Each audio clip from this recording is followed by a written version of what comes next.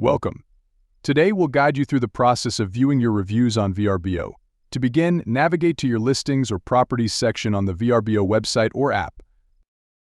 Once you've accessed your listings, locate the property for which you want to view the reviews.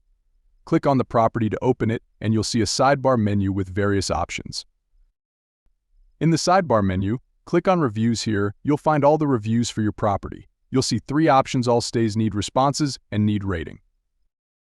Selecting All Stays will display all the reviews for your property. Need Responses shows reviews that require a response from you, while Need Rating displays reviews where a guest has left a rating but no review.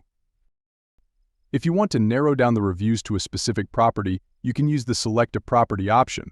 Choose the property you're interested in, and only the reviews for that property will be displayed. And there you have it. You've successfully viewed your reviews on Vrbo. If you found this tutorial helpful, please consider liking and subscribing to our channel for more useful tips. Thanks for watching, and see you next time.